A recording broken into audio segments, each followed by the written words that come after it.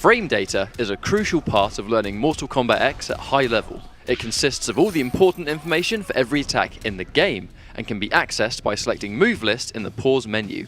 Let's look at some of the key elements of frame data that every player should learn to better understand their character's strengths and weaknesses, using Scorpion as a clear example.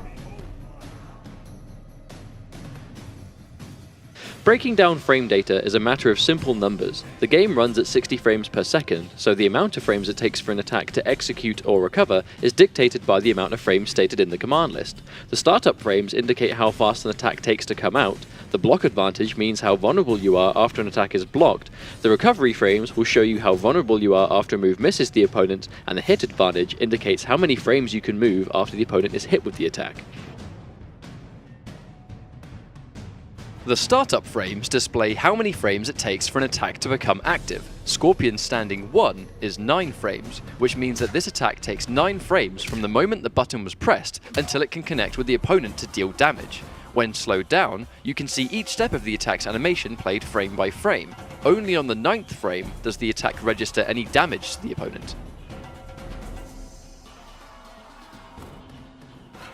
Scorpion's teleport is -23 on block, which means that after the teleport is blocked, he's vulnerable for 23 frames before he can block once more.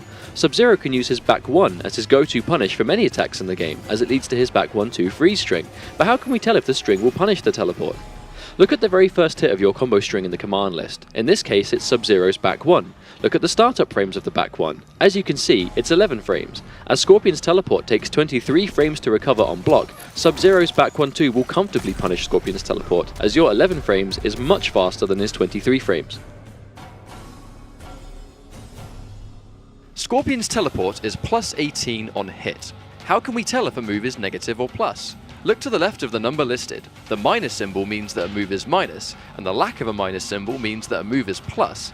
This means that for 18 frames, Scorpion can move before the opponent can after his teleport connects, allowing you to enforce your mix-ups with an attack that starts up faster than 18 frames, like your forward 2, which starts up in 17 frames, or your back 3, which starts up in 11 frames. When timed correctly, the opponent can do nothing to prevent you from going for these mix-ups after a teleport hits, as they're stuck for 18 frames while you enforce these options.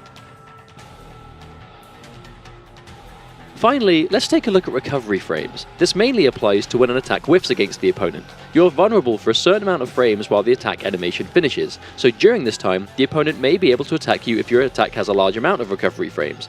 Scorpion's teleport has 30 recovery frames, which means he's actually more punishable if the move misses entirely than if you block it.